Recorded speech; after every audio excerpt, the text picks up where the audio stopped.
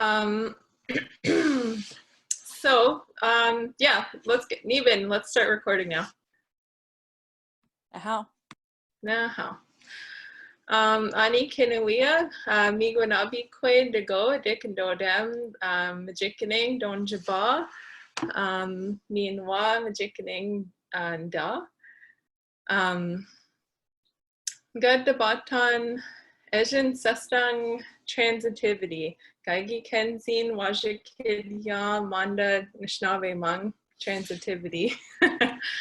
So, my name is Miigwech or Jessica Zhoonyaas. I'm from Rama and I currently live here now. And today I'm going to talk about understanding transitivity. So I think some of our other instructors have already taught about this, which is good. And I was thinking about it and I was talking about it with my husband and I was saying, like, if there was one thing that I should teach people on Zoom, what should it be? And he said VTAs, so verb, transitive, animates, which we're going to get into. And I agree with him. And so some of this has already been taught, but I really don't think that like you can overdo VTAs. And I'm hoping that I'm just going to present like another perspective or another way of doing it. And hopefully like it'll be able to sink in for you guys.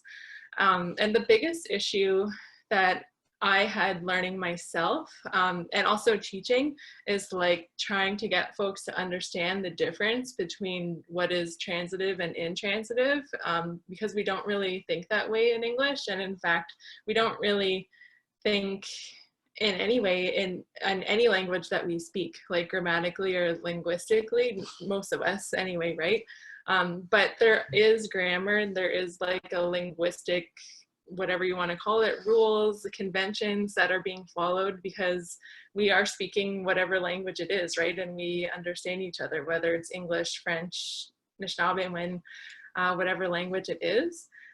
We just don't know what we know. Anyway, so that's my quick little spiel. So I'm gonna start my PowerPoint here. Hopefully oh, I gotta tap my little button. Okay, so my big goal of this lesson, what do I hope to achieve in teaching this? So the big takeaway that I want you guys to get, or to at least like start to scratch at the surface, is just to understand what is the difference between transitive and intransitive in regards to the language. So that's like a big thing. That was a big hurdle for me. Oh, how do I hit my little button here? Oh, there we go. So another goal is to know when to use transitive verbs. That's kind of like related to the first one. And to become aware of how to use them. So I don't expect you all to just like walk away from this Zoom session and be like, oh yes, I'm the master of VTAs, but to just start to scratch the surface. Yeah, to have that information to take with you. So maybe it doesn't sink in today, but you have notes and you have something to start with, or you're pointed in the right direction. So this is my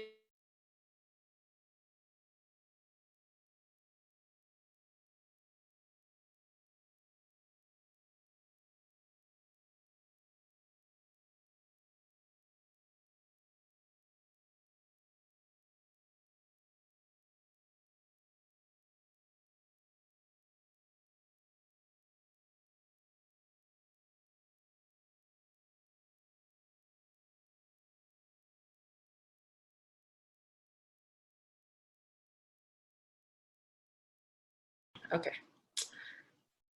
All right. Sorry, everyone. Okay, so I'll just backtrack through the plan again really quickly. About our presenter, we'll talk about intransitive versus transitive.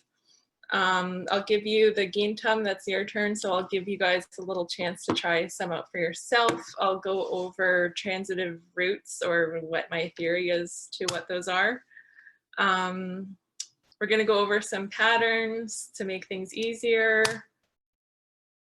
I'll go over dictionaries. Hopefully we'll have time to do that because there's tons of dictionaries out there, and it's a good skill to know how to use them, and they all work a little bit differently. So I'm hoping we'll have time to delve into that. If not, I will be back again next week. So anything that we don't cover today, we can do next week. So hopefully that. Okay. Yes. Okay, weshki-anishinaabemojig. So I am, I'm Caribou Clan from Rama. I'm 34 years old. It feels weird to say my age when you're not like a kid. I feel like that's a thing that kids do. But but I thought it was interesting information when we talk about the language and how long someone has been learning and that kind of thing. I'm always interested to know that when I hear other fellow learners. So that's why I threw that in there. As long as I remember, I've always wanted to speak the language, and I've always wanted to be others speak, but I wasn't able to speak back to them.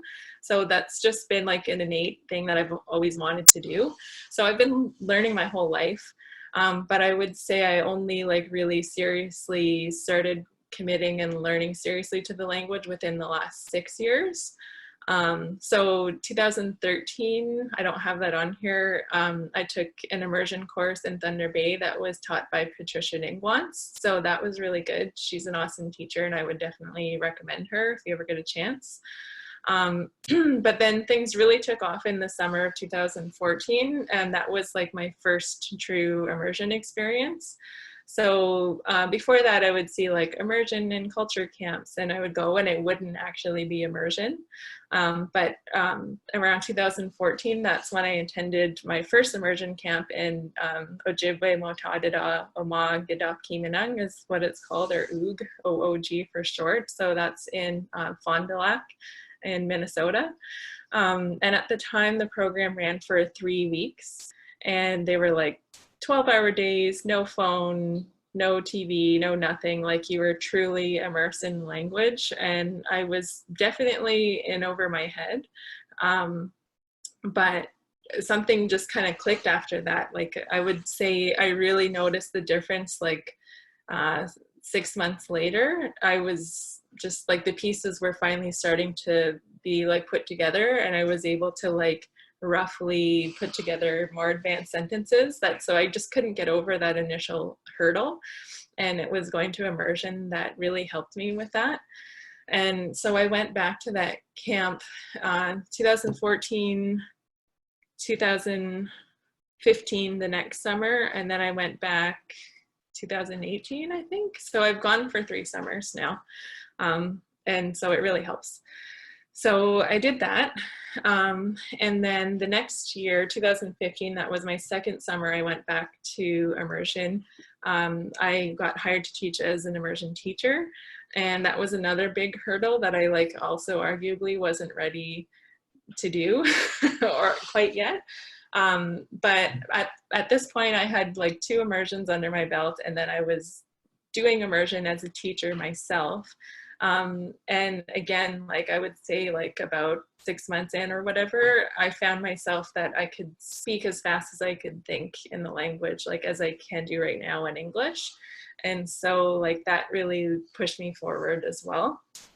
And then, so at this time, around 2015, 2016, I was living in Chiging in Manitoulin Island. And in 2016, when I was still living there, is when me and some friends founded Eshki-nishnaabemjig. So that's the picture that you'll see on the side. That's to the left, we have Miigwech Rice from Wasaksing, myself, and then beside me is Monty Magaki, or Ozawa Gijigoganu, and he's from Chippewa of the Thames. And we're like the same age, and we're all like serious learners, and we became friends going to these immersion camps together. And when we were at OOG, we were like, this is really awesome and this really works. And we have way more speakers in Ontario than they do in Minnesota and Wisconsin area. So why aren't we doing this? So with permission, we basically like stole the model, borrowed, inspired by the model in OOG and just transplanted it in the Ontario region to do something similar. And initially what we were hoping was that like other students, adults that attended would take the same model. And it's like if every student that went took that same model back to their communities or wherever that they were living, like we could really grow from there. And like I kind of forgot about that, but I'm still hoping that's what happens, is that like we were just able to show people. So I think what makes our immersion unique is that me and my peers, we're not the teachers. We have fluent speakers and elders that teach, but we are, facilitators. So it's kind of like we're for learners, but we're guided by learners. So we really like work with the fluent speakers and try to like, you know, be like, hey, can you teach this? Or do you mind if we do that? And so because we know what other learners need because we're learners ourselves. So I think that's something that kind of makes us a little bit different. So anyway, 2017, I moved to Southern Ontario, and this is important because that's when my learning kind of like started to plateau. And I would argue that I'm still kind of in that position because, whoops, I wrote 2020 birth of my son. He was born in 2019, but 2020 we moved to Rama. So kind of the same year. So I wasn't around fluent speakers at all anymore, and I wasn't doing immersion anymore. And I really do find like if you're not relentless and if you don't keep up with it, like I don't want to say if you don't use it, you lose it, because I don't lose it, but I definitely plateaued. So that's kind of where we're at right now. So 2019, the end of July 2019, my son was born. And then we moved here back to Rama a month or two ago, hoping to be around more speakers. Now we're in the times that we're in, but hopefully soon we'll be able to change that around again. So that's who I am. Now today I teach at Georgian College in Barrie in the language program. Yeah, so that's who I am. I don't like to think of myself as a language teacher, but I do have a teaching degree, and so I kind of get pulled into these jobs. And my big motto or philosophy is it's all well and great if I become fluent in the conversationally fluent in the language, but if I don't pass on what I know to others, then it's not really revitalizing the language. It's just pushing the buck down one more generation for it to kind of end with me. So that's a big thing of what we do as well. When at Eshki-nishnaabemjig, when we are looking at admitting participants, students to come to our immersion academy, that's a big thing that we look for, is like, how are you going to pass on the language? And you'll see that's evidenced by all of these wonderful Zoom sessions that have been taught are by all of our past students. So anyway, so that's why I'm here. Okay, enough of that. Let's get into transitivity. Let's see. So I was like, what does transitivity really mean? So when we talk about the language, we always hear that there's gender is based on animate and inanimate. So we all know that's a big part of it, which yes, it is. Another big part of it is transitive and intransitive and knowing the difference between the two. And it took me a long time to wrap my head around just that concept as a learner. And once I understood that, then I could learn transitive verbs. And then I was kind of like, could say anything that I really wanted to. Because before learning about transitivity, I would say kind of like funky, grammatically incorrect stuff like "nuisin mashimin" for "I'm eating an apple."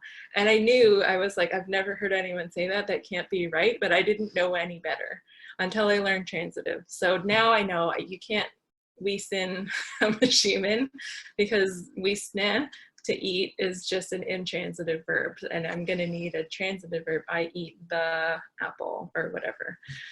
So that's where we're at. So I couldn't think of a better way to paraphrase this. So you'll see underneath I got an article from Grammarly, and it's just about transitives and intransitives. So that's where I took this little snippet from. So this is like one of the more important parts that I have about here is that it says the word transitive often makes people think of transit, which is why we're getting transitive and intransitive. But that's kind of, it doesn't have to do with is the verb an action or not, because all verbs are actions. So we're speaking about verbs here. So I like that they said to try to think of the word transitive as transfer. So you're transferring one action to another. So a transitive verb, it says, needs to transfer its action to someone or something else, an object or your goal or whatever it may be. So basically it says, in essence, transitive means to affect something else. Before we move on, I just want to say, like one of my tips as a fellow learner with the language is like to really like the language is very verb heavy, like really focus on verbs like nouns and all that and all that other stuff, and adverbs are really important. But I like what Ms. Gonquit said about the language, and you hear the saying like there's an app for that when we're talking about Apple and iPhones, and he was saying like there's a verb for that. Like basically like everything is verb based. So we're working with verbs here. So when you're thinking of transitive verbs, it's not just is it an action, because every verb is an action, but the transitive part is there's a transfer from one thing to something else. Okay, so I'm going to go through just a quick little comparison between transitive and intransitive. So on the left-hand side, I have like transitive, and on the right, I have intransitive. So transitive, you absolutely need an object to complete the sentence, or it's not going to make sense. Intransitive, it's the opposite. So you don't need, hold on, I'm just going to move this out of the way. There we go. It's the opposite. So you don't need an object to affect at all. Why isn't it? There we go. Okay, so here's an example in English of a sentence, of a transitive sentence, help your sister, okay? So the big tell here is help your sister is correct. And it must be a transitive verb because you cannot say help your. It's not a full sentence. The rest of it isn't there. So I know that it must be a transitive verb. Yeah, so the other thing too is I'm teaching using examples for now in English, because for most of us that are learners, we speak English, and so when we're trying to speak the language, we say it in our head in English, and then we try to translate it into the language and then say it in the language. So that's kind of the perspective I'm going from here. So if you're thinking of how to say like help your sister in the language, this is one cue that like you're probably going to need a transitive verb to do it. An intransitive example of that would be she is helping. So this is intransitive. You can say she is helping and it's a full sentence on its own. You don't need an object. We're just talking about the action of helping. So on the left you have help so-and-so, and you need to finish the rest of the sentence. And that would be transitive. And on the right we have just the action of helping. They're helping, not saying who they're helping. So it's intransitive. Another example of a transitive would be ask your father. And again, you need that object of your father in there because you can't just say ask your. It's not a sentence, it's like where's the rest of it? So that's where we see that transfer of action. You are the one that is asking, your father is the transfer, that is the object that you're transferring that verb to. Conversely, another example of intransitive would just be he is asking. So it's just, right, you don't, so you see like, I guess on the left, transitive, you need an object. On the right, intransitive, you don't need an object. It's just kind of the action that you're focusing on. So this is a nerdy little language joke. So this is an inside joke for those who understand transitivity. So if you understand the joke, then you're on your way to understanding the concepts. So the joke three intransitive verbs walk into a bar. They sit, they drink, they leave, right? Those are all intransitives. There's no goal. We're not talking about what they're drinking or who they're sitting with. That's a perfect example of transitives. Okay, so I have a little activity for you to try. I'm going to give you a sentence in English, and if you think it is transitive, you'll do a thumbs up. If you think it's intransitive, you'll do thumbs down. Okay, and then we'll go over the answer, and then just for a little funsies, if you're interested, I'll give you the translation in the language. And again, this is all in English just to wrap our heads around, you know, like if we're understanding the concepts here. Okay. John sees Mary. Transitive or intransitive? What do we think? Okay. I see thumbs up. Good, good. Okay. Correct. Transitive. So just in case anyone's curious how to say it in the language, John Wabman Manian. And we'll go through this later, like how to do this. So, okay, next. I will help you. Transitive, intransitive. Transitive. Correct. So I will help you.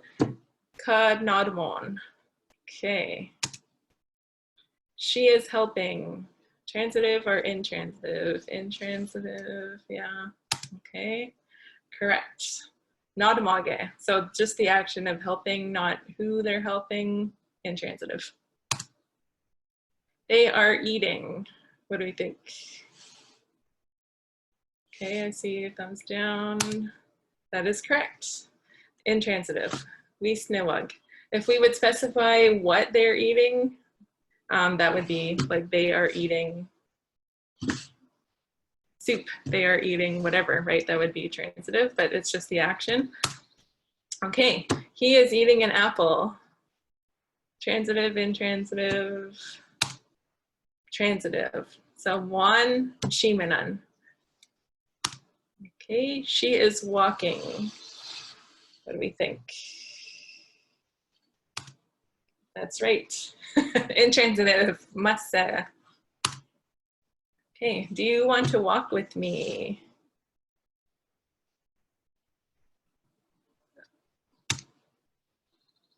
Transitive, and that would be gui vidsamna. She is watching TV. Do we think it's transitive or intransitive? Okay.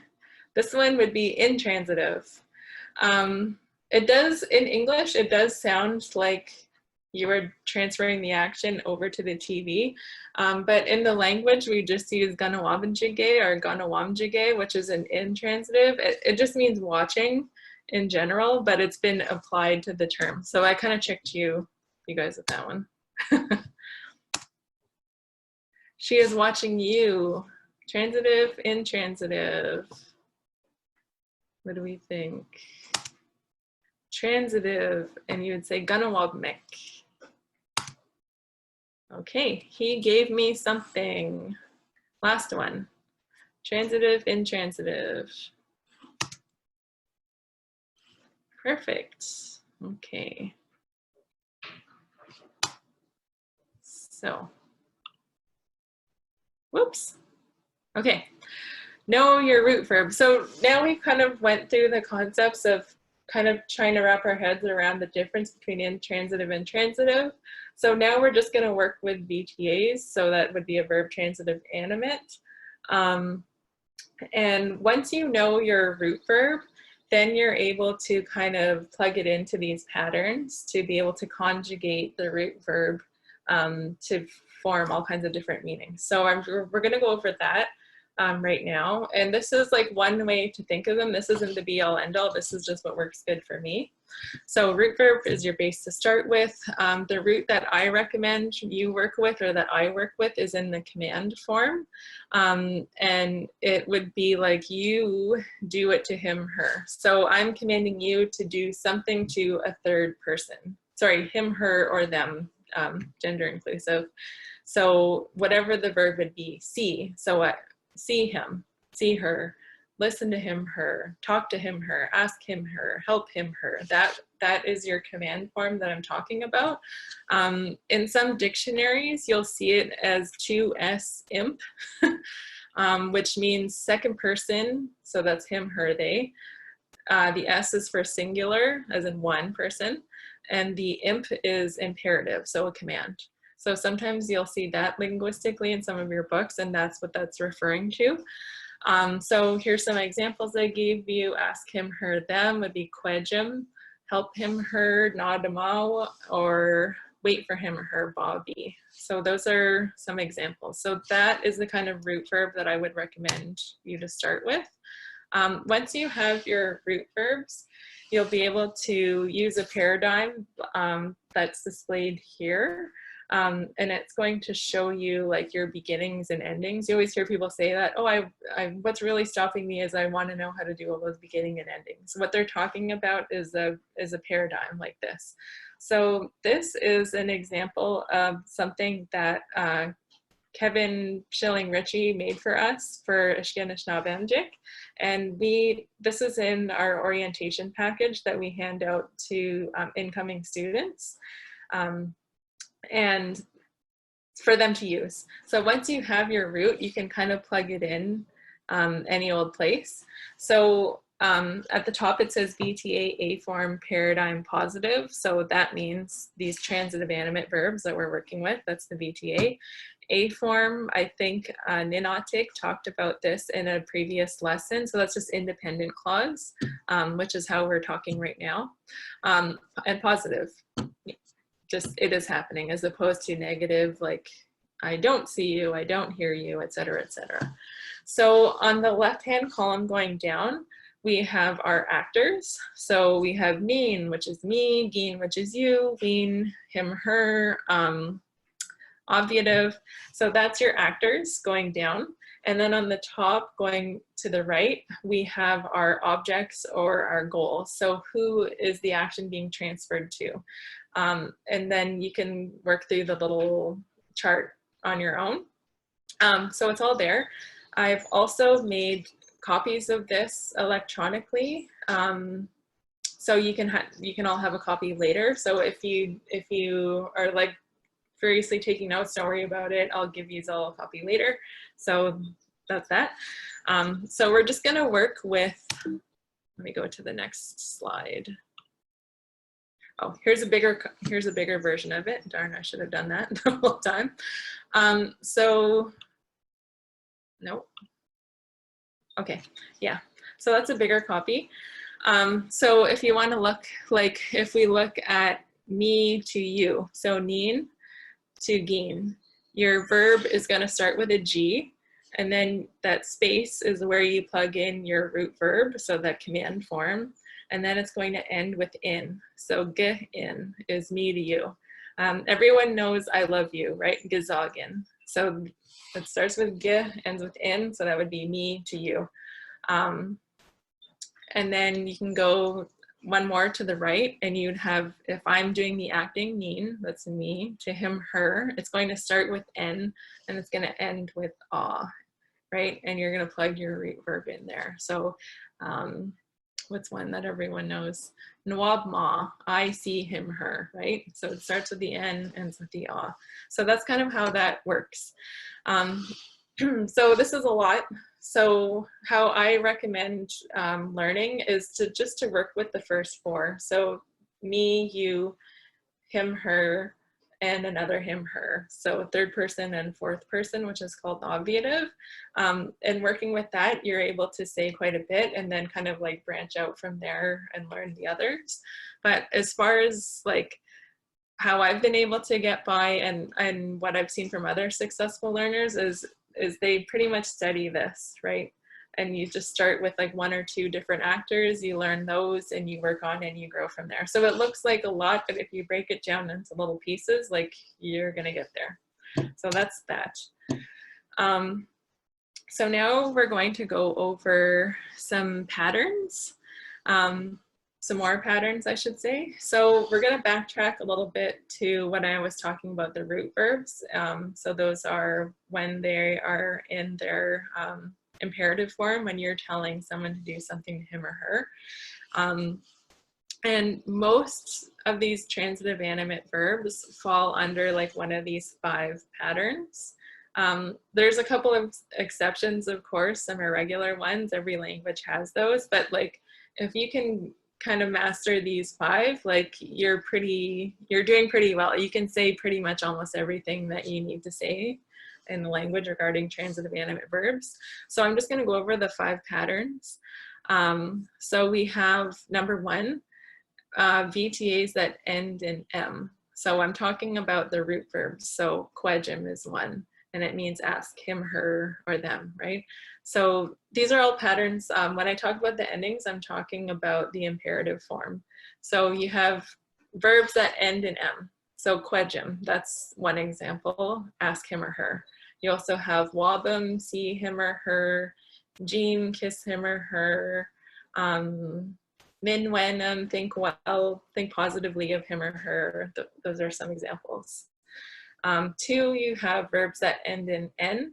I'm a mom, so the first verb I could think of was dop in, pick him or her up. You can also have begidin, allow him or her, or release him or her.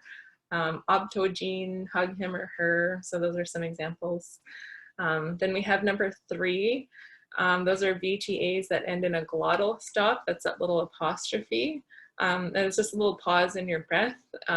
Here in Eastern Ontario, like where I live and where I was taught, you almost don't even hear it, but it is there. It's important to know. So one of the most popular examples I could think of is zage, love him or her, right? And then we have number 4. These are the tricky guys, verbs that end in ZH. I think in Marianne Corbier's dictionary online, she has it as SH. Tomato, tomato, like the ZH is the softer sound, SH is the harsher sound. So ZH or SH. So Miigwech, that's a popular one, give it to him or her. And I put a little asterisk beside it because that's a tricky one, and we'll get into that later. So just keep your eye out for that one. And then 5, verbs that end in an AW, or sometimes like in Odawa, they'll sound like an OO. So what is the example? I can't see here. What is it? Oh, weendamau or weendamo, tell him or her. What else do we have? Nodamo or nodamau, help him or her.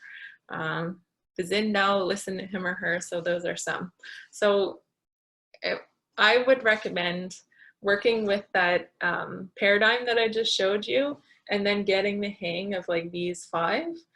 Because once you have these patterns down, it's just a matter of learning new vocabulary and knowing how these work and just plugging it in. And then it's plugging it in and repetition and studying and just putting in the time, and you'll get there.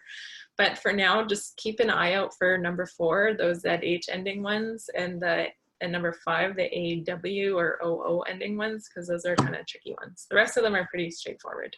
Okay, so we know that this VTA A-form paradigm exists, and that all our answers and how to speak is there.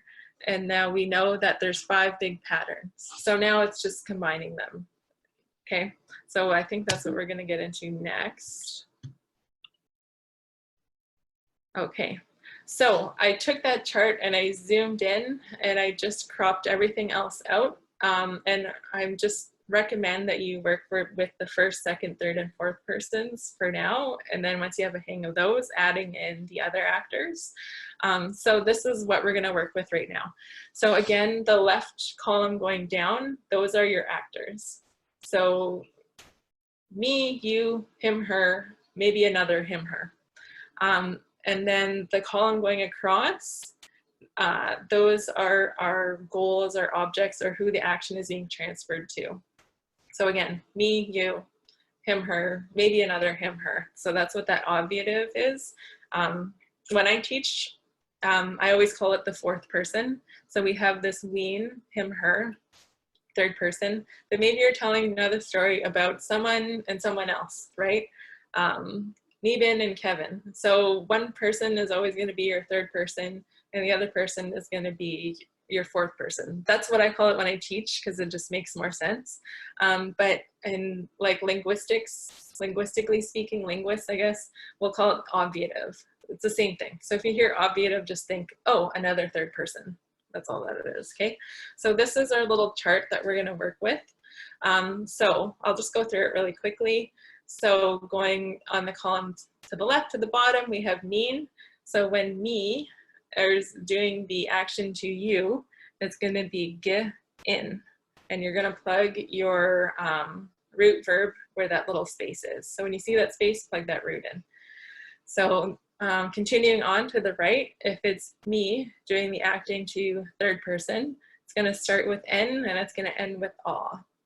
Okay, so now we're going to move on to you as the actor doing the action to me, and it's just going to be ge with the verb.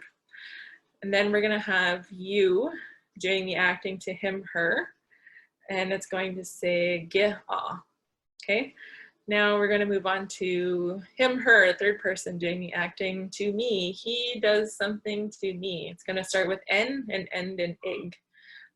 Some people you might see spell it as ick, like a K. Again, tomato, tomato. The G and K are, one sounds softer, one sounds harsher, pretty much the same thing. And then we're going to go with third person, him, her, does the acting to you. It's going to start with a G and it's going to end with an ig or ick. And then we're going to go ween, third person, to obviative, fourth person, another him, her. And it's going to start with a W, end with an AAN on. A note about that W, you don't hear it at all, so I don't even write it. So W's, Y's, those are funky.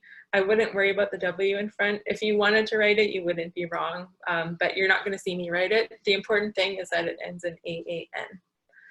Okay, now, then finally we have fourth person, obviative, does the action to third person, and it starts with a W. Again, don't write it, or write it, keen and go, up to you. And it's going to end with igon, I-G-O-O-N. Okay, that's a lot. So we're gonna work with these for now. I wonder if we should, no, let's just keep going. Let's just keep going because we missed some time there when I lost my internet. So we're gonna plug in those 5 patterns that I was talking about into these paradigms. And I know this is a lot. That's okay. It's a lot of information, but we're going to work with what we have. And my goal is that giving this to you, giving these patterns, you have some answers, and then you can, you know, practice speaking them at home and plug in different verbs that are in there. So that's kind of my thinking here. So it's going to be a lot, but once you have these answers, you kind of like, you have the code and you can practice yourself, right? Okay. So the first one, we're going to start with zag-e, which means love him or her.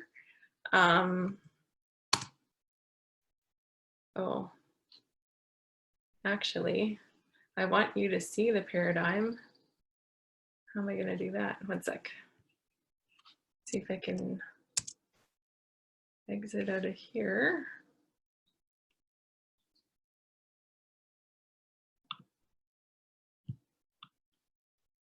Okay, this is going to get...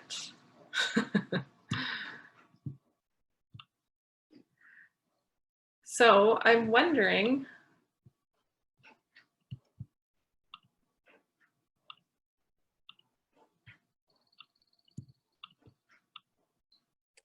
if I put this paradigm up, will you see it? Is someone able to tell me if, do you see my paradigm up here anywhere? No? Okay. someone put the link in the conversation, so potentially we could open it and split our screen. Yes, let's do that. So I don't even see the conversation, but if the link is in there, do the rest of you see it? I would open that up.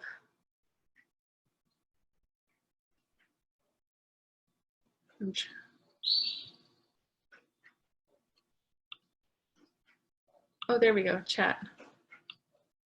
Okay, Kevin Schilling, Richie to everyone. Thank you, Kevin. Miigwech. So if you can open that link, you will find your very own copy of all the information that's in this slide. So let's see if I can get it. So I'm going to give you a second to copy and paste and open that link for yourselves. I'm going to try it too, just to make sure that it works.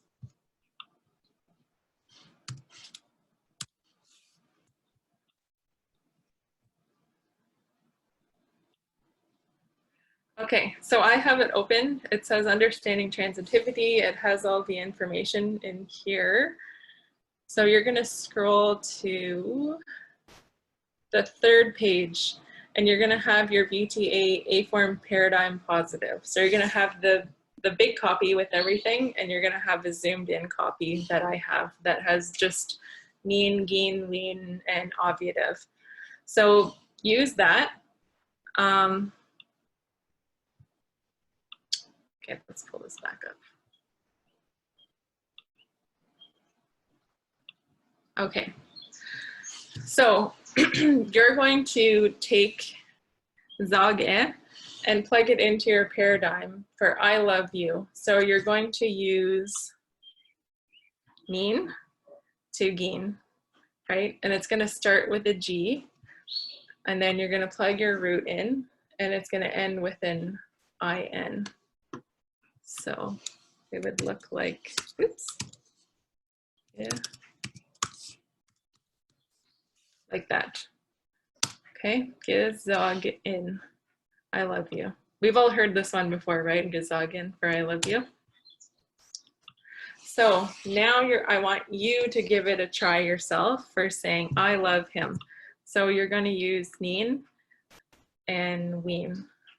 So can someone give me the answer for number 2, I love him, in the chat? I'll get someone to type it in the chat. I'll give you a sec.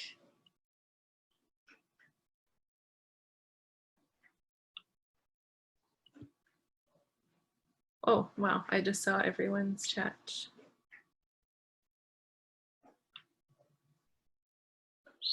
I love him.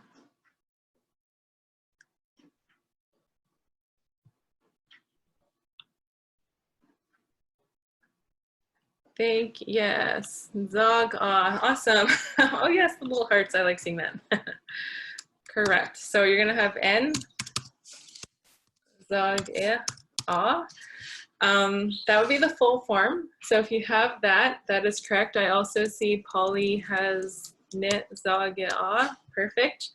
As vowel syncopers, we like to delete stuff. You'll see zog, because we just draw short vowels. Those are all correct though, perfect. Thank you very much, Miigwech. Okay, let's try number 3. You love me. So let's see who can give me that answer in the chat. You love me. Gega, Polly, almost. There we go. Yes. Ge. So you have your G. Zage. Gezage. You love me. Perfect. Okay. Number 4. Let's do number 4. You love him.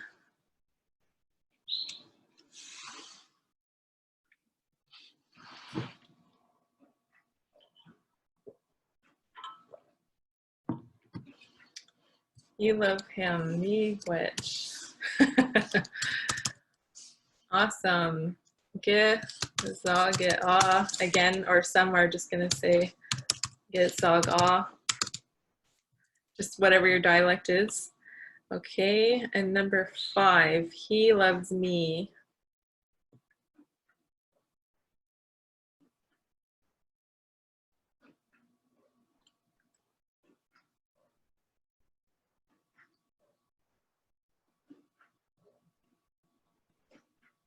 Yes, Zogik, perfect.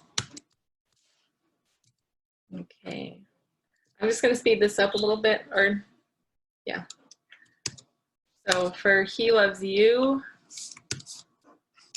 it is going to be Zogik. And he loves her. So in brackets 3, that would be your third person. In brackets her 4, that would be your fourth person or obviative. So that would just be zog on. And then flipping it back around. Oops, we'd have zog igon. If you wanted to write the W2, that would be fine. Something like that. Okay, so that's how that works. You have the answers to this in that link that you opened up. Where is it? So at the very bottom, you'll have answers. So you have the answers to the transitive versus intransitive, and then you'll have answers in red to the others. I would recommend don't scroll to those till after, that you give stuff a try yourself first and just have that practice. But they are there just so you don't have to like stress about, you know, writing everything down. Okay, so I'm going to start this again. Okay, so we, oh darn it. Next. Okay, so that's that. Now we're gonna get into the tricky ones. We're gonna use Miigwech. So Zage, that was pretty straightforward. It was just plugging it into the formula. This ZH, pretty much for the most part, the ZH is almost always going to change to an N. So you're gonna get rid of the ZH when you're plugging it into your paradigm, and you're gonna change it to an N. So the other ones were pretty straightforward, like Zage, it was just plugging it in. This is where it gets kind of funky. So that's kind of why I skipped over the other ones and I chose just to do Miigwech, which means give it to him or her, because the ZH is going to change. The only time that it stays in these examples would be, well, actually, let me ask the chat. In these examples 1 to 8, I think there's only one. Yeah. What is the only one where the ZH stays, where it doesn't change to an N? Someone can give me the answer. Just throw out a number there in the chat. Give to him, her, call.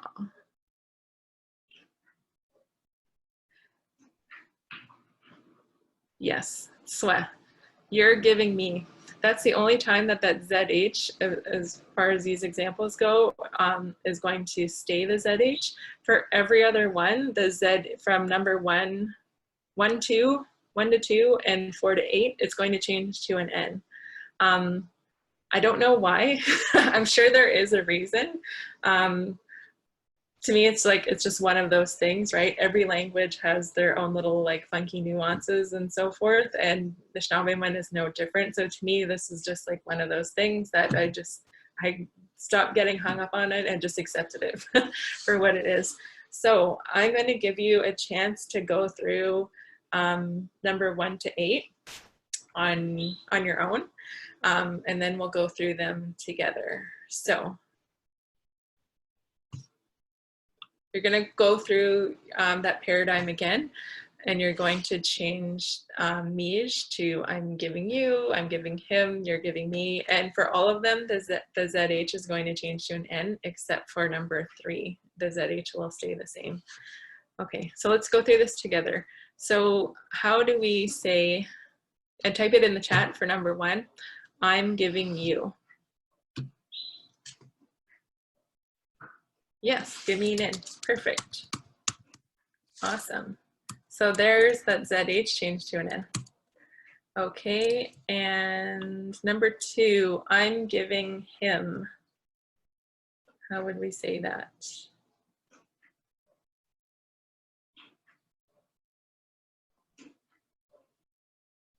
Yes, Miigwech, Sarah. Amina. Okay, 3. How do we say you are giving me?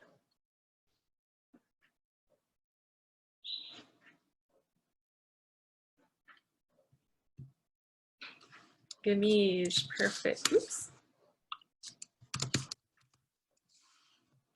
Okay, you are giving him. How would we say number 4?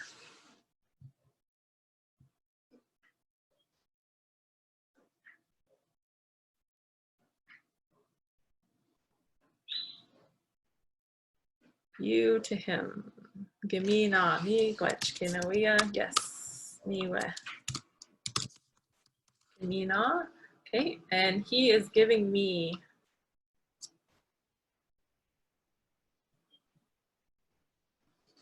Naminik, perfect. Okay, and he is giving you. Anisha Shikidang Wanda, Nishnabemam. He is giving you. Giminik. Okay, and he is giving her. 3rd person, 4th person.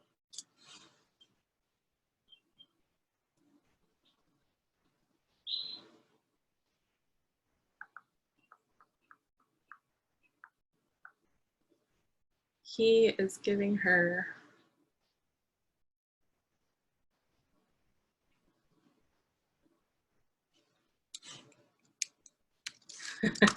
Minan, I almost gave up there. I was almost going to give the answer. Perfect.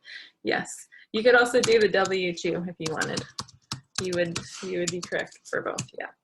Okay, and flipping around.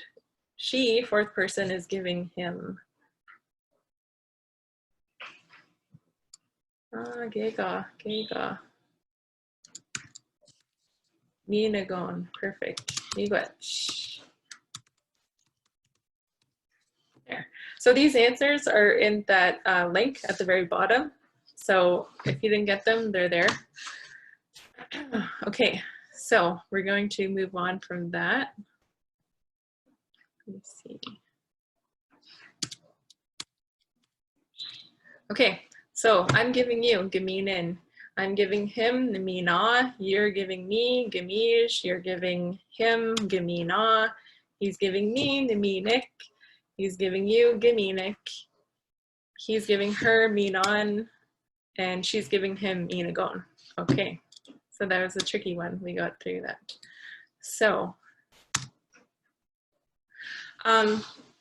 so the idea that I gave you to use a root verb would be the command form, or 2s imp, 2nd person imperative, meaning you, verb, him or her, whatever that verb may be.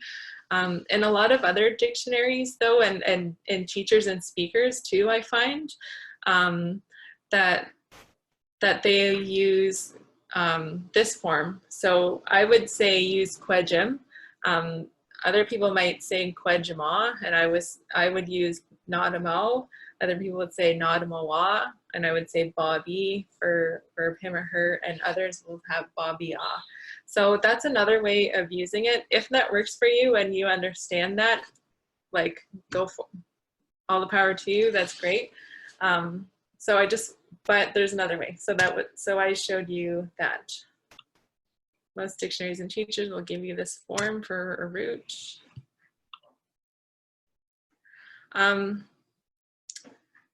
So this form that they're giving you, quejima, nadamoa, babia, linguistically speaking, it would be called indefinite actor on 3rd person. And it's kind of a hard concept. It's kind of a hard concept to explain, which is one of the reasons why I don't really use it. And I don't really hear it being spoken all that often in the language either. But what I mean by indefinite actor into third person, it's this like ominous they idea, or doing something to him or her. So kwejima, it's kind of like saying like he is being asked or he was asked, and not specifying like who, just that it is, the action is being done to them by this indefinite actor. Or nadamawa, she is being helped or is helped, and babia, like that person is being waited for. So I just wanted to like let you be, to make you aware that there's this other form out here. And we're going to delve into dictionaries next, and I'm going to show you like why I don't really prefer this way as a root verb, because sometimes it can be kind of confusing. So yeah, but just be aware there's different ideas, right? There's no correct way how to use this. So if this way works for you, great. If the other way works for you using McMahon's, also great. So it's just another perspective. Okay, so let's go through some dictionaries now. So first up, we have roads. It's going to look like the blue one on the left, which is the paperback. And it's like really, really thick, like as thick as the Bible. I have the version on the right, which is the green, which is the hardcover. I wouldn't recommend the hardcover though, because it's kind of hard to just like flip through, but that's my own little thing. My son and my husband just got home. So I'm going to kind of show you how they work just using transitive animate verbs that we've been going through. So we were using mij for give as a VTA. So when you look in this Rhodes dictionary and you're looking for that word that we were just using, give, it's going to give you this form. And it's going to say me nod, which I don't know why it gives you this example. Why it gives it to you in this form, but basically it is like the indefinite actor that I was just going over in be form or conjunct form. So it doesn't, anyway, so me and odd basically kind of means like when, if she is given something. And this is confusing if you're just trying to figure out your verbs and how to conjugate them, like we just went over. Like a learner has no idea when they look at this that that's what me nod means. I think maybe they think it means give, and they don't know that there's that funky ZH in there. You have no way of telling. So that's one of the reasons why I don't always recommend this dictionary if you're like a beginner, and if you're just learning this material, because it's hard to find that information in there. I think there is a reason why they went with this. I think it might be easier for linguists or something. I'm not a linguist though, so I don't know. But the good thing about this is like if you live in Eastern Ontario region, it's going to have like a lot of that local dialect. So there's some like pros and cons to it. You're going to get more local dialect to, like I live in Rama, I'm going to have an easier time finding words for my community in here, but I'm going to have a harder time finding that root and knowing that there's a ZH in mij or mina. So that's my little thing on that. So there's that. Go to the next one. Next up, we have a concise dictionary of Minnesota Ojibwe. It is very concise. It's thin. So that is one thing that I like about it, is that it's tiny and you can just carry it anywhere. And I've almost, like, it definitely is concise. Like, I don't think I've ever not found a word in there that I've needed, which is pretty good. So it kind of has like everything in there. The thing is if you are in Ontario, the dialect is going to be a little bit different.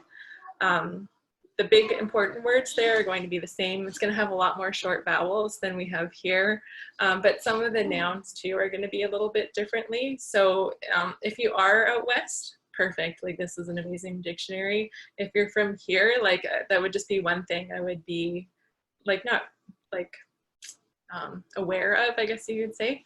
The thing that I like about this dictionary is for a while, this was the required text for the courses that I taught because we worked with VTAs and how to conjugate them. So when you look up give, VTA, it's going to give you Miigwech, and it's going to give you this form. And now you're going to know, like, oh, there's that tricky ZH. Sometimes it's a ZH and sometimes it's an N. And you have the root form that I like to work with. So if this way that I showed you is something that you're into, like this might be a dictionary for you. So that's something. Up next, this is online. This is the Ojibwe People's Dictionary, or you'll just hear some people calling it the OPD. I took a screenshot of what it looks like online, and I believe, did I put there's the link. I also put it in the Google Doc that's in there, so if you want to go look it up, it looks something like this. It has a lot of cool features in it. You can search in English, search in Ojibwe. It also gives you sample sentences, which I like, and a lot of them you can press play and you'll hear it being pronounced for you. So it has like a lot of really amazing features. Again, though, like if you are from Eastern Ontario, it's going to be in a Western dialect. So there's that. If you look up give, wait, does it give you Miigwech? I think it does give you Miigwech. Oh, I just saw a comment. Oh, okay. So again, if you like this form of using the imperative form as your root, this is going to have it for those verbs. So that's why I included it in there. Let's go on to the next one. Okay, our next one, this one is my favorite, my personal favorite, so I saved it for last. This is called the Anishinaabe, Odawa and Eastern Ojibwe Online Dictionary. This is a product of Marianne Corbier and Rand Valentine. This is like a relatively new one. This one has like all kinds of amazing features.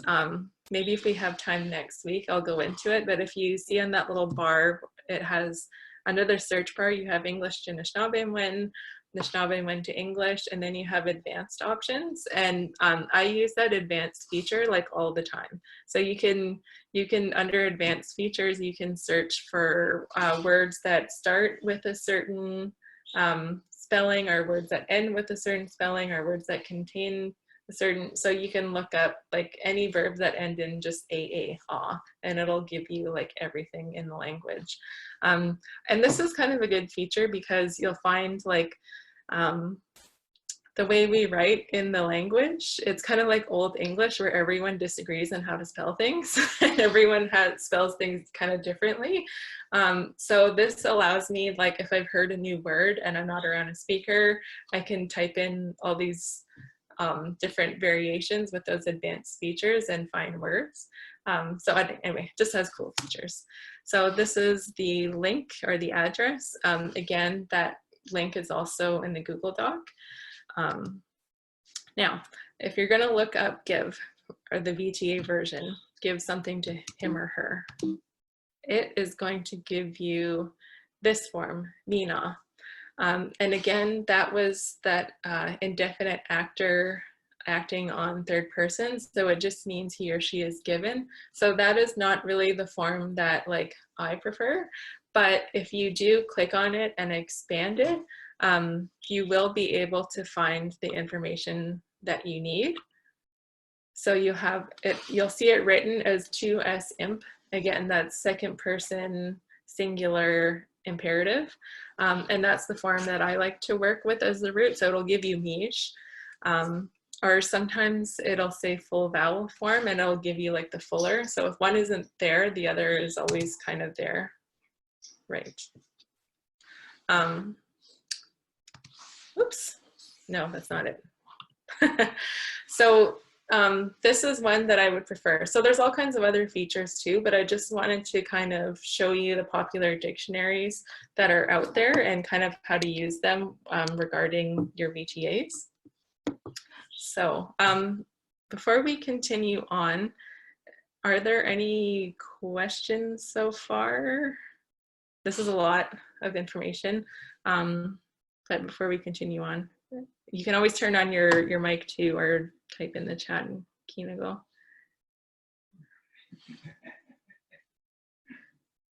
Oh, if time, could you review AW endings? Yes, okay, yes, we can do that.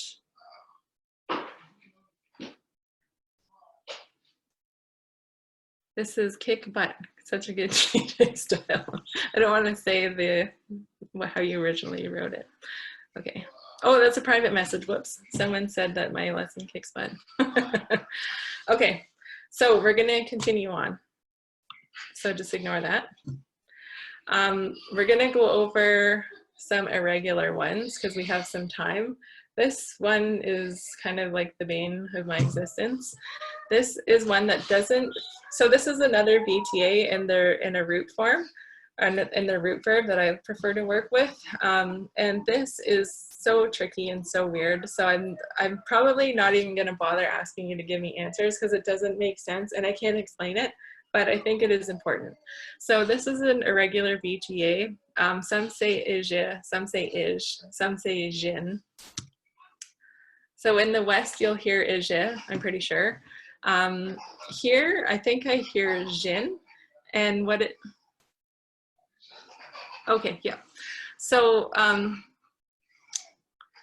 what it means is say to him or her, or yeah, say to him or her. So I say this to my son a lot. Ani jin, like say hi to him or her. That's one example.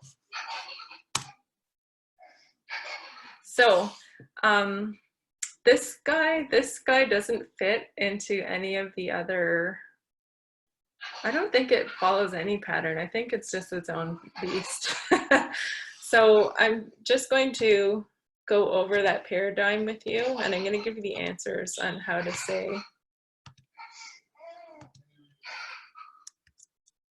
So we're going to go over, I'm saying hi to you.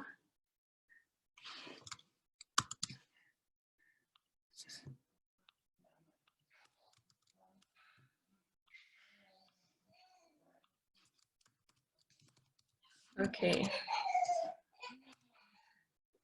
Ani, actually, Gidinin. Kevin, did I say that right? Gidinin? Yeah. Okay. So Ani Gidinin, that's how you would say, I'm saying hi to you.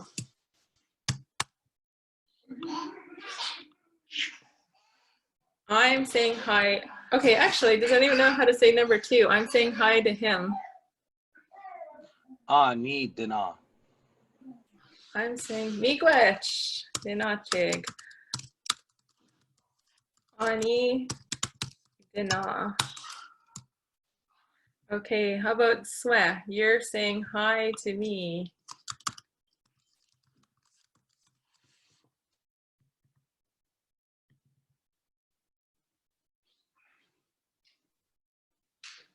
Ani dinij. You're saying. Dij. Gidij. Yeah. Okay. And Niwin, you're saying hi to him.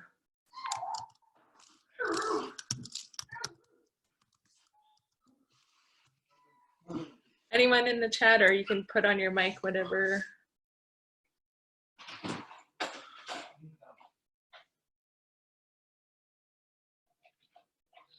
You to him.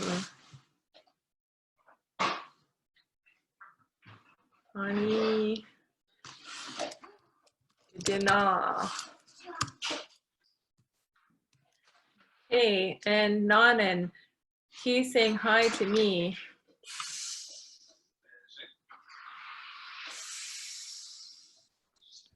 Ani and Dick. Miigwech. Ani Dick, or you might be spelled with a G. No, stop. See, like that one? I'm like, where did that ZH go, Dick? It like totally disappeared. This is why I haven't figured it out. All you need to know is how it works. Okay, and Goodwasla, number 6, he's saying hi to you. How would we say that?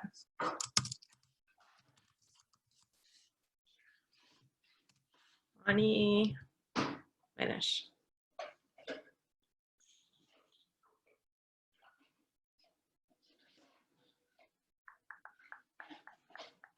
Ani, dik. Okay. And number 7, he's saying hi to her.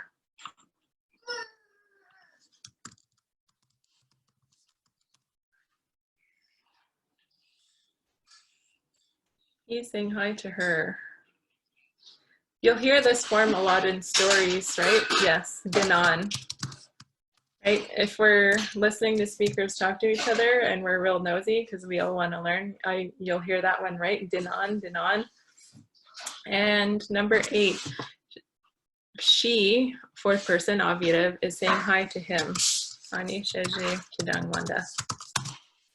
Ani degon. Miigwech, ani digon. Again, if you want to write a W there. So these are also in your answer key in the Google Doc.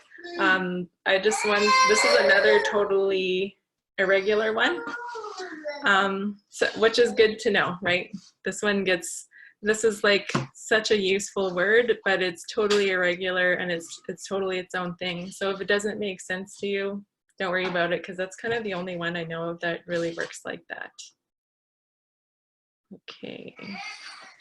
Okay, we're gonna go over another irregular one. This involves eating. So we all do it. We all know weshki, right, which is telling you to eat. It's not telling you to eat anything in particular, because weshki is an intransitive verb. If I say weshki, I'm just saying eat, like just do the action of eating. I'm not saying eat your supper, eat the corn, eat the pie, eat this or that. That would involve the transitive. Yeah, so, but eating is a popular one, right? So we need to know those. So I thought I would go over that as well. So again, intransitive weshki, which means 3rd person singular, he, she, they is eating or eats, same thing. Again, just the action of eating, not specifying what or with whom or any of that. We're just focusing on the eating when we use weshki. So that's the only time that you're really going to use the intransitive. Let's say someone calls me up and I'm eating dinner and they say, oh, ani sheniki, and what are you doing? I'm going to say, oh, nuisin, I'm eating. That's the intransitive form. Oh, I already wrote that. Ani sheniki, nuisin, I'm eating. Okay, intransitive, everyone knows weshki, right? What if we're talking about eating a inanimate food? Okay, then you're going to use miigwech. That would be a transitive. In this case, miigwech means she eats it. So it's going to be something inanimate, something not living. That is going to involve a VTI, which basically means a verb transitive inanimate. So it's still a transitive verb, but it's an inanimate form, right? Because that's another big way that we differentiate between animate and inanimate. We're not working with inanimate today. That would just be way too much all at once, but just know that it's there. So that's one form. So one example, Wias Mijin, he is eating meat. Okay. This is where we get into a tricky one. What if the food is animate? And food in general, like, is very tricky for the language, because we do have lots of foods that are considered living or animate that don't always like make sense. So that's kind of hard as well, but there is lots of food that we consider animate, in which case you wouldn't use the VTI version, you would use the VTA. And that would be, I don't even know how to, it would be spelled AMW in the West, like in Minnesota, I think. But here we'd say mon, so MON. Which is also weird, but the full vowel form, if you look it up in the dictionary, would be AMW. Does anyone know how to say Can someone go on their mic and say the AMW if anyone is here that knows how to say it? Because I'd be curious too. Like, how would they say eat, the VGA, eat it? And The imperative is amo. Amo. okay. Amo. So weird how it's spelled AMW. But Miigwech, now we all know. So that's how they would say it out west. Here they say one, which is also weird. But again, that's why it's irregular, right? So it's always the really popular, useful ones that have to be totally complicated and confuse us all. So again, this version, moi or one, eat it, animate, would be a VTA, which means verb transitive animate, which is what we're working with today. So I'm going to teach you how to use this VTA with different kinds of foods. So I think the example I chose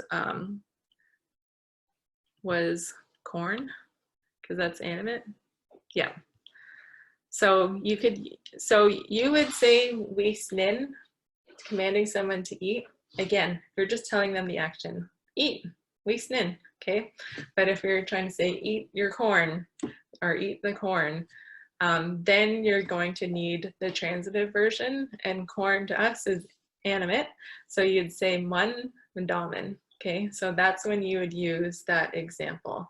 And so this AMW or MON version, that's the root, right? That's your imperative form. So you could tell someone, one mandamen, or what's another animate? One shiman, eat the apple.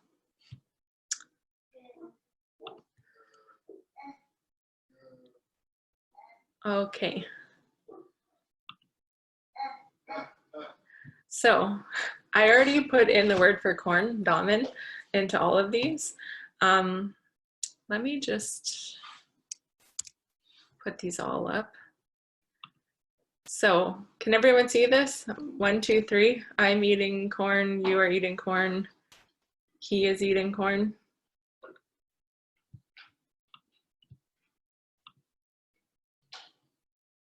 Oh. Anish Ezhi-nsastang, the fish tried to eat me. I have no idea. Kevin says, Dano gi amok awe gigo. Yeah, that's a good question. How do you say the fish tried to eat me? So I actually asked a speaker. I sat down and was like, how does this work? And I was like, how do I say, like, you know, he ate you and whatever. And the speakers kind of just looked at me like I was nuts, because they're like, when are you ever going to really know? Like, why do you need to know? When are you going to use that, right? And I was like, yeah, okay, you're right. Maybe that's like lower on my list of priorities to learn. You can definitely say it, but I've never learned it because it's just not high on my priority list. Hopefully I'll never have to know how to say something like that. Yeah, but feel free. So that's why I only stuck with these 3 versions. I am eating him, her, it, animate. You are eating him, her, animate. And third person is eating it. Fourth person, obviative, animate. Oh, just curious.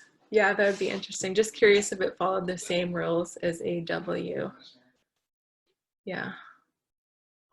Okay, so I already wrote in my word for corn here. Ezhi-nsastang. I'm just going to put the answers in red. So I am eating corn, number 1. Damen, so how would we finish the rest of that sentence? So it would be me to third person. Does anyone? Well, I know some people has the answers. Who knows how to say that? I am eating corn.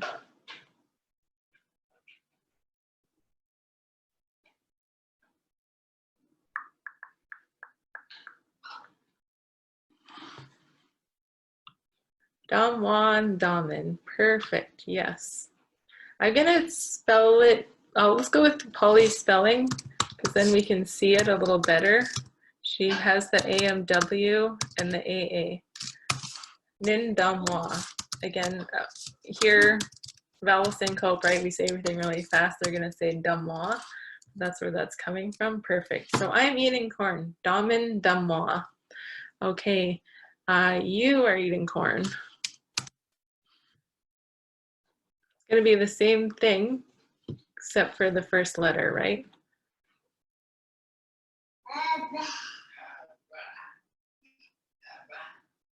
So how do I say Miigwech? Damin gedamwa. Okay. And he is eating corn. How do we say that one?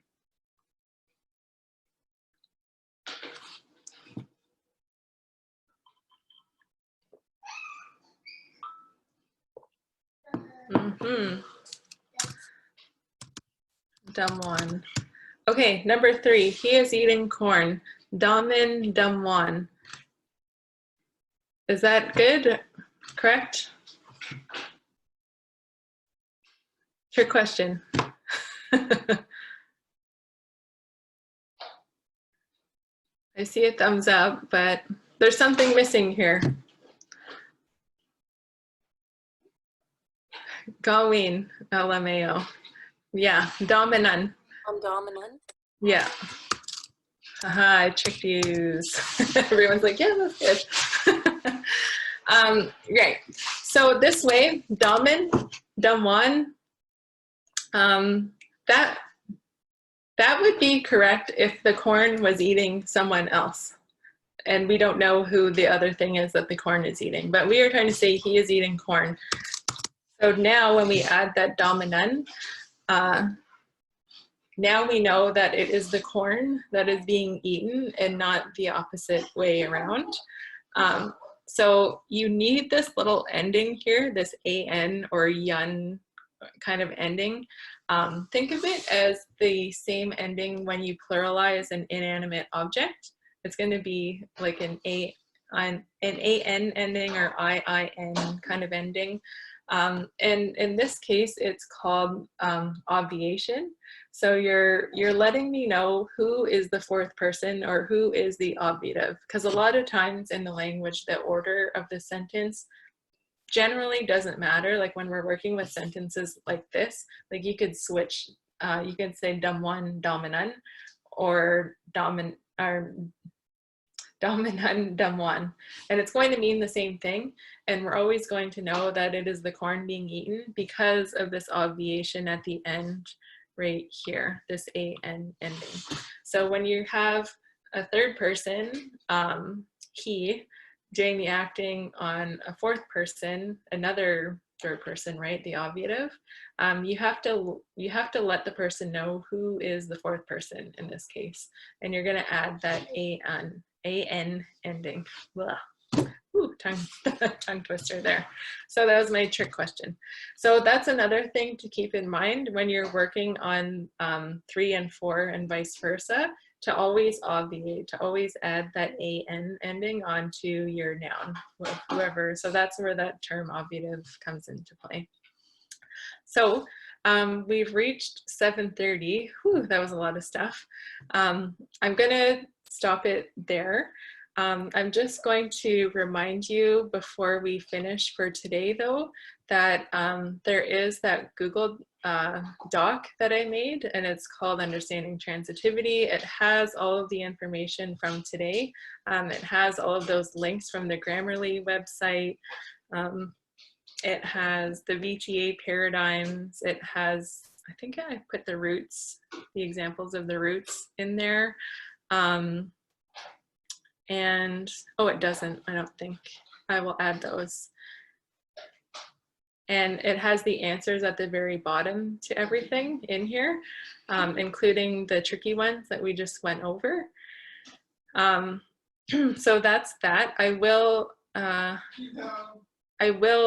update it. I don't think I put in those 5 patterns, like the MAW etc. endings. So those are in there. Also, this session was recorded. Hopefully it worked out okay with my internet glitching. And it will be uploaded within a couple days to YouTube. So if you wanted to go over it, or if you had a friend who missed the lesson, it'll be there. And we'll put the link for the Google Docs in the comments there when we post it to YouTube and Facebook. And also, like, I would really recommend if to go back and look at the other Zoom sessions that we have that are also on YouTube and Facebook. They were really great sessions and really informative. And they're all past students of our Immersion Academy. So it's really beautiful to see everyone that is sharing that the learning that we do have with others. And I think that's it. So I'll be back again next week, and hopefully my internet will be better. If you have requests, we can go over more of this, but I'm thinking that next week I'm just going to go over like tips and tricks in general regarding the language and what has worked for me, and to give you guys some I don't know, just some support, advice, and tips and tricks regarding that. So I think that's it. Let's see. We'll just go through some comments really fast. Miigwech, Miigwech, Miigwech. Perfect, awesome. Okay, Miigwech geginwa. And kuwab menem wane miseg next time. Naho, pamapi.